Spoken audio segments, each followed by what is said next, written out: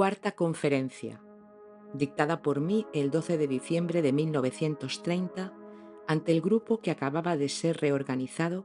y al que habían sido admitidos nuevamente los miembros del llamado Grupo Orach. La sala estaba repleta. Antes de abordar la idea esencial de esta cuarta conferencia, quiero describirles, pintándoles un cuadro lo más vívido posible, varios acontecimientos que se produjeron entre los miembros de ese grupo Orach después de que les propuse firmar el compromiso previo del que les hablé. Y quiero describirlos, así como las diversas consecuencias que de ellos se derivaron y que, por otra parte, engendraron de manera inesperada una combinación de circunstancias muy provechosas para mí, porque al proyectar sobre ellos una luz real y no publicitaria, como se tiene costumbre de hacer en Norteamérica por cualquier cosa, me será posible ofrecer a la mirada interior de cada lector un excelente cuadro que lo ayudará a comprender cuánta fuerza se ha desarrollado entre los norteamericanos, considerados en la Tierra por todos nuestros contemporáneos como los que han alcanzado la más alta cultura, este sentimiento al que se le llama instinto de rebaño, que ha llegado a ser la propiedad indiscutible de la mayoría de los hombres de hoy en día, y cuya manifestación consiste en que el hombre, en vez de actuar de acuerdo a su propio razonamiento, sigue ciegamente el ejemplo de los otros, mostrando así a qué nivel tan bajo se encuentra el desarrollo de su pensamiento con respecto a su capacidad para efectuar confrontaciones lógicas. Además, esta exposición hará destacar y aun le aclarará por completo a cada uno de los lectores de mis obras uno de los aspectos de la costumbre que se ha difundido por todas partes en el proceso de nuestra existencia en común, especialmente entre los norteamericanos, y que consiste en que la gente, en sus esfuerzos por alcanzar un solo y mismo objetivo, se divide en varios partidos y, como suele decirse, lo que constituye para mí, sobre todo en estos últimos años, una de las más grandes plagas de nuestra vida social contemporánea. Estos acontecimientos, cuyo contenido igualmente puede presentar un carácter instructivo y corresponder así a la meta que me he fijado al escribir esta serie, se desarrollaron en el orden siguiente. Tal como supe más tarde, la misma noche de la reunión general en la que yo había anunciado que era indispensable firmar este compromiso, al fijar un plazo determinado para la firma, casi todos se fueron en pequeños grupos, vagando por las calles, refugiándose luego en los diversos chais nocturnos o en los apartamentos de aquellos cuyo tirano doméstico, común a todo matrimonio contemporáneo, estaba ausente aquel día, para deliberar allí y discutir apasionadamente hasta el amanecer lo que había que hacer. Al día siguiente, desde el alba, reanudando sus conversaciones y sus llamadas telefónicas con aquellos compañeros que no habían asistido a la reunión general, continuaron su intercambio de pensamientos y de opiniones, siendo el resultado de todas estas discusiones que en la misma noche se llegaron a formar tres partidos independientes, cada uno con una actitud diferente con relación a todo lo que había sucedido. El primer partido estaba formado por los que habían decidido no solo firmar el compromiso que yo exigía, sino conformarse sin reserva en el futuro a todas las órdenes e indicaciones que yo les daría personalmente, con exclusión de cualquier otra. El segundo grupo agrupaba a aquellos en cuyo psiquismo, durante este corto periodo de tiempo y por razones incomprensibles, al menos desde mi punto de vista, se había formado un factor extraño, incitando al conjunto de su singular individualidad a no reconocer nada que viniese de mí, sino a permanecer fiel a aquel que había sido para ellos durante varios años, según la expresión de uno de ellos, no solamente su maestro y su guía, sino más aún, en cierta manera, su tierno padre, a saber, el señor Orach. El tercer partido comprendía a los que postergaron su decisión, en espera de una respuesta al telegrama que había enviado el señor Orach, preguntándole qué es lo que deberían hacer. Todos los que se adhirieron al primer partido, hasta el último de ellos, había firmado el compromiso antes de la expiración del plazo previsto. En el psiquismo de los que formaban el segundo partido, como luego se hizo evidente, el factor extraño que acabo de mencionar tomó cada vez más fuerza y en el momento señalado para la firma del compromiso había alcanzado un grado tal que cada uno de ellos, en su ardor belicoso y en su furia por combatirme, habría podido aventajar a los famosos balshacarianos de antaño, defendiendo a su ídolo tan satrata de los demonios que le enviaba especialmente al infierno. En cuanto a los muy queridos supersensibles norteamericanos seguidores de mis ideas, que formaban el tercer partido, son ellos, precisamente, los que han mostrado lo que es el nivel actual de desarrollo del pensar lógico en un pueblo considerado hoy en día en todas las partes de la Tierra como uno de los más civilizados. Los diferentes matices de los sutiles, complejos e ingeniosos resultados de las manifestaciones de su pensar lógico llegaron a ser evidentes para todos los que los rodeaban y en particular para mí, cuando al haberse enterado de la próxima llegada al campo de batalla del señor Orach en persona, se pusieron a inventar toda clase de circunstancias supuestamente independientes de su voluntad y a someter estas circunstancias, idealmente bien combinadas, a la atención de mi pobre secretario, y lo que es más, no directamente, sino por intermedio de otras personas o por teléfono. Todo esto para posponer su decisión final hasta la llegada del señor Orach, asegurándose así, para toda eventualidad, una justificación respetable por no haber firmado a tiempo el compromiso.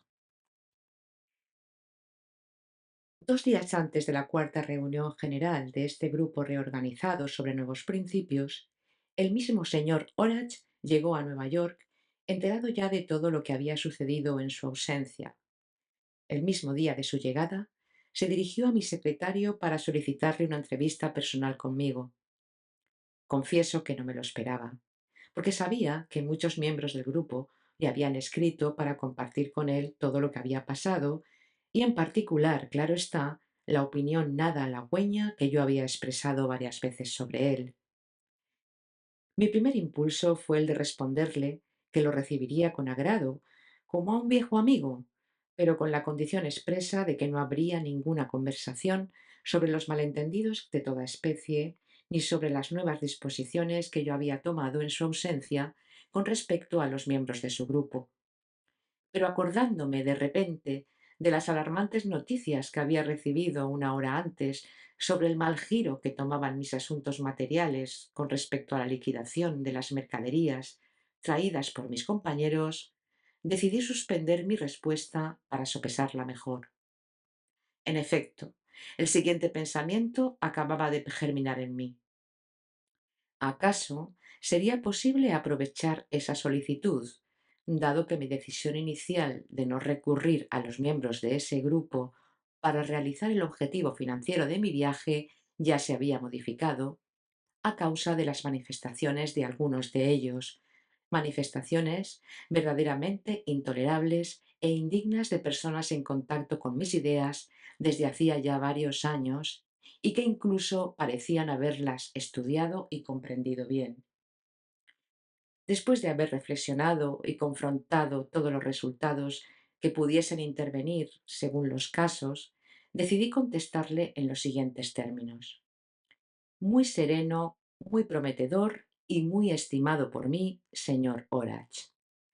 Tal como usted me conoce, después de todo lo que ha ocurrido aquí, no tengo ya el derecho de volverlo a ver en las mismas condiciones que otras veces, ni siquiera como a un viejo amigo.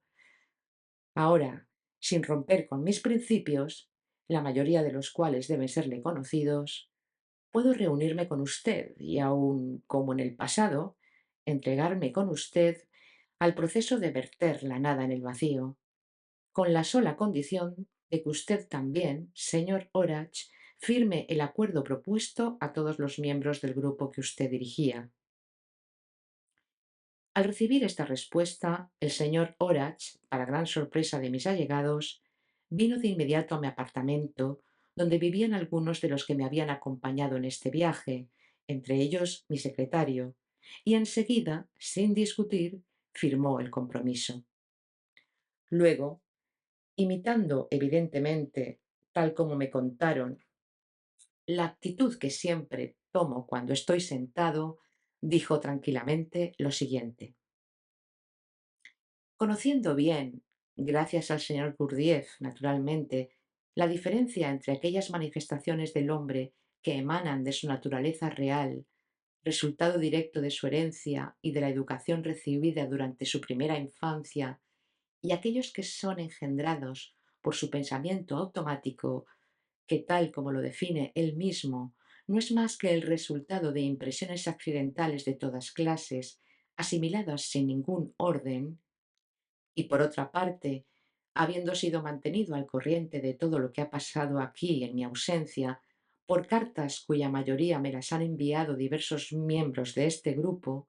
comprendí enseguida, sin la menor vacilación, lo que se escondía detrás de la propuesta que me hizo el señor Gurdjieff, propuesta que a primera vista parecía realmente absurda, puesto que se trataba de firmar también yo, como los otros, un compromiso que debía privarme del derecho de tener cualquier tipo de relación, no solo con los miembros del grupo que he dirigido durante tanto tiempo, sino, por extraño que esto pueda parecer, aun conmigo mismo. Lo he comprendido enseguida, porque estos últimos días he reflexionado mucho sobre la falta de correspondencia entre mi convicción interior y lo que el señor Gurdjieff llama el papel que yo desempeño aquí. Y desde entonces, el penoso sentimiento que hizo nacer en mí el sincero descubrimiento de esta carencia no ha cesado de crecer. En mis momentos de recogimiento, sobre todo en el curso de estos últimos meses, a menudo me he confesado a mí mismo, con toda sinceridad, la contradicción que existía entre mis manifestaciones exteriores y las ideas del señor Gurdjieff, y por consiguiente, la acción maléfica que podían tener mis palabras sobre la gente que guiaba, supuestamente de acuerdo con sus ideas. Hablando francamente, casi todas las impresiones provocadas por lo que el señor Gurdjieff ha dicho sobre mí y sobre mi actividad en las reuniones generales o en privado a ciertos miembros de nuestro grupo corresponden exactamente a mi convicción interior.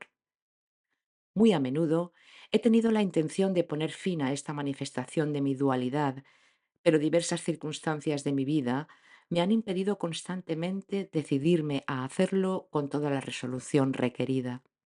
Ahora, encontrándome ante una proposición que a primera vista parece absurda, pero conociendo la costumbre de mi maestro de siempre encubrir pensamientos profundos bajo expresiones ordinarias, aparentemente desprovistas de sentido, bastó que lo pensara un instante para comprender con claridad que si yo no aprovechaba esta ocasión para librarme para siempre de lo que llamaré mi propia duplicidad, nunca más sería capaz de hacerlo. He decidido, pues, comenzar por firmar el compromiso exigido por el señor Gurdjieff y al mismo tiempo doy mi palabra, en vuestra presencia, de que de ahora en adelante ya no tendré el menor contacto no solo con cualquiera de los miembros del grupo antiguo, sino tampoco con mi antiguo mí mismo, basado en las condiciones anteriores de relaciones y de influencias mutuas. Tengo el mayor deseo, por supuesto, si el señor Gurdjieff me lo autoriza, de convertirme a partir de hoy en un miembro ordinario de este nuevo grupo, tal como está ahora reorganizado. Estas consideraciones filosóficas del señor Orach produjeron en mí una impresión tan fuerte y provocaron en mi singular psiquis una reacción tan extraña que quiéralo o no, no puedo dejar de contar y de describir en el estilo de mi antiguo maestro, hoy casi un santo, Mullah Nasreddin, las circunstancias y condiciones en las cuales se efectuó el proceso de asimilación en mi ser de las simmes, de las llamadas consideraciones filosóficas de este sabroso cóctel angloamericano del señor Orach, que durante varios años fue, en cierta forma, el principal representante e intérprete de mis ideas en Norteamérica. Cuando me comunicaron su llegada, sus consideraciones filosóficas con respecto a la proposición que le había hecho y su decisión de firmar, él también, este compromiso, yo estaba en la cocina, preparando, como dicen mis parásitos, el plato centro de gravedad que elaboraba diariamente durante mi estadía en Nueva York, con el único fin de hacer un poco de ejercicio físico, escogiendo cada vez un nuevo plato nacional de uno cualquiera de los pueblos de todos los continentes. Ese día preparaba el plato favorito de los habitantes de la región situada entre China y el Turquestán chino. En el momento en que vinieron a anunciarme la llegada del señor Orach y a participarme en sus sutiles reflexiones filosóficas, yo estaba batiendo yemas de huevo con canela, jengibre y pompadori.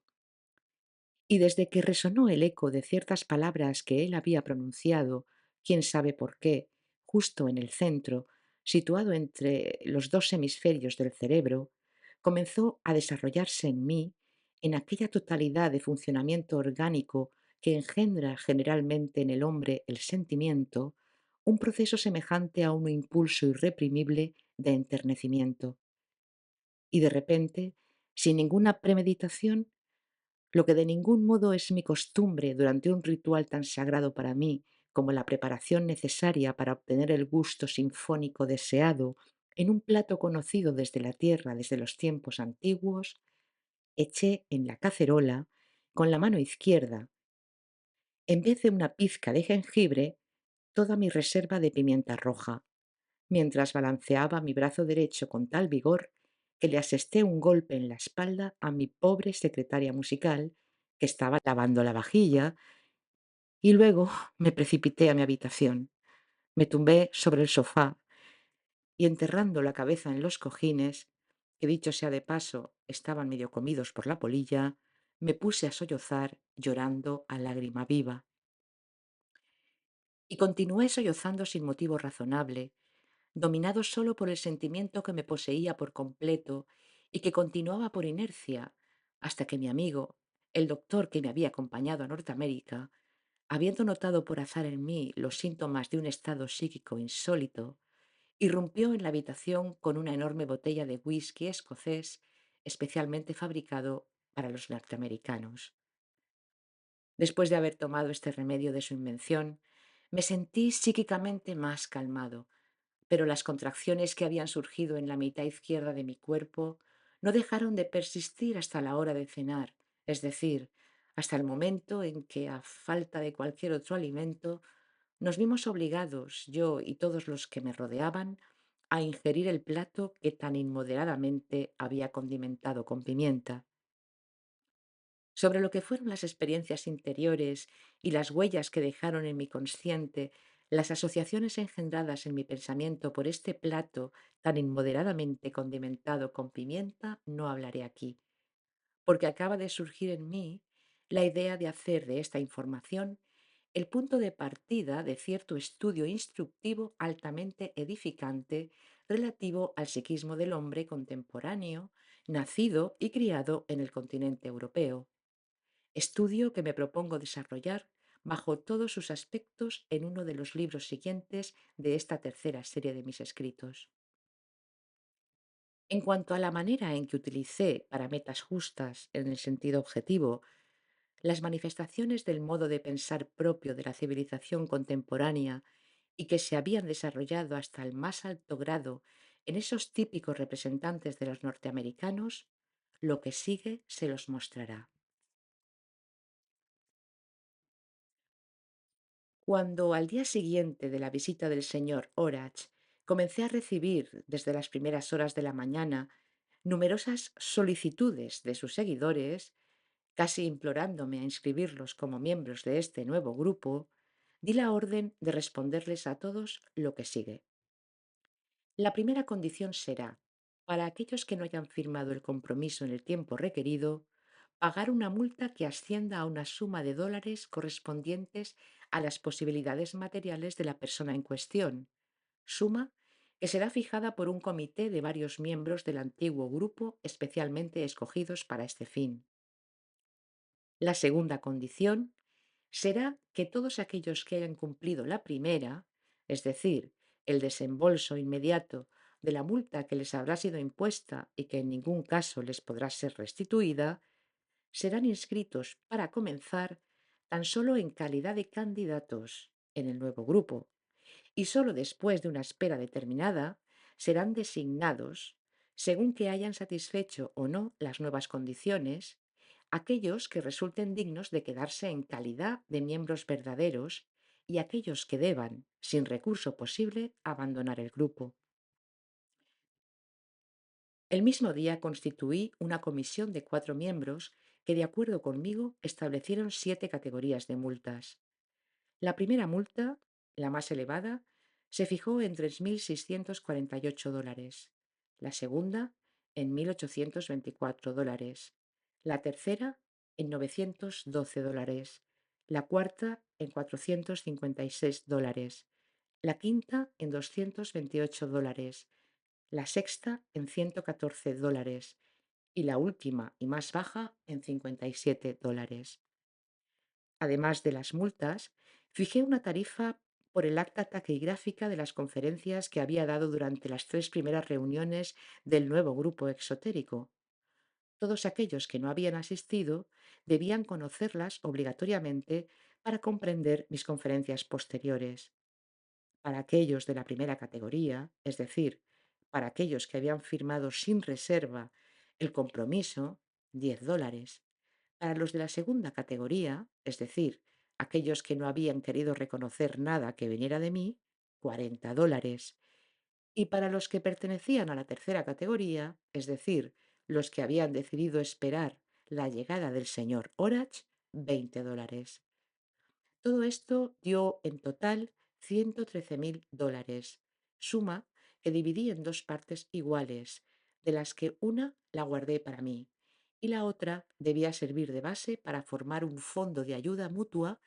para aquellos miembros del primer grupo exotérico que tuviesen dificultades materiales. De esta manera, mi cuarta conferencia, que voy ahora a resumir, tuvo lugar esta vez en presencia del mismo Orach y de varios de sus antiguos, podría decirse, colaboradores de primer rango, sentados ahora, dicho sin ánimo de ofenderlos, con el rabo entre las patas, y cuyos rostros imperturbables estaban teñidos de una expresión plasto-oleoginosa. Esa noche, después de la sesión de música en la que, según la costumbre establecida, mi secretario musical tocaba la pieza compuesta la víspera, seguida de 2 piezas de mis series anteriores, escogidas por la mayoría de los asistentes, comencé así. Según todos los datos históricos y de acuerdo con un sano pensamiento lógico, el hombre, dada su organización corporal y la complejidad de la forma de funcionamiento de su psiquismo ante toda percepción y manifestación, debería realmente ocupar, entre todas las formas exteriores de vida que aparecen y existen sobre la Tierra, el lugar supremo de dirección, por así decirlo, a fin de reglamentar la vida ordinaria, velando por su rectitud y a fin de transmitir indicaciones para la justificación del sentido y de la meta de la existencia humana en el proceso de realización del orden preestablecido por nuestro Padre común. Así es como era realmente al comienzo en el proceso general de la multiforme vida terrestre, como nos lo muestran estos mismos datos históricos. Fue tan solo más tarde, a partir del momento en que en el psiquismo de los hombres, y debido sobre todo a su vicio llamado pereza, que surgió, aumentando en intensidad en cada generación, ese algo que constriñe automáticamente a su presencia general a desear sin cesar la paz y a esforzarse por obtenerla, cuando se acrecentó, paralelamente a la intensificación de ese mal fundamental en ellos, su retirada de la vida general que prosigue sobre la tierra. Al igual que la rectitud de funcionamiento de cada órgano relativamente autónomo depende de la rectitud de tempo del funcionamiento de todo el organismo, así también la rectitud de nuestra vida depende de la rectitud de la vida automática de todas las otras formas exteriores de vida que aparecen y existen al mismo tiempo que nosotros sobre nuestro planeta. Puesto que el tempo general de vida sobre la Tierra, engendrado por las leyes cósmicas, se compone de la totalidad de los ritmos de vida, tanto de la vida humana como del resto de las otras formas, toda anomalía de tempo en una de las formas de vida o simplemente su falta de armonía debe provocar inevitablemente una anomalía o una falta de armonía en otra forma de vida.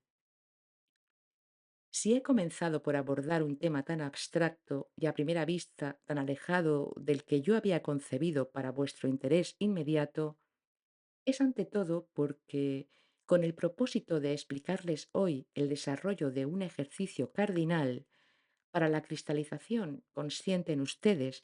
del primero de los 7 datos psíquicos inherentes solo al hombre, quiero darles a conocer un aspecto de la verdad objetiva para cuya precisa comprensión esta digresión, de carácter general, fue necesaria. Considero importante, y para ustedes muy útil, el notar que este aspecto de la verdad objetiva que concierne al proceso de la vida humana ha constituido siempre sobre la Tierra uno de los secretos fundamentales de los iniciados de todo orden y de todas las épocas,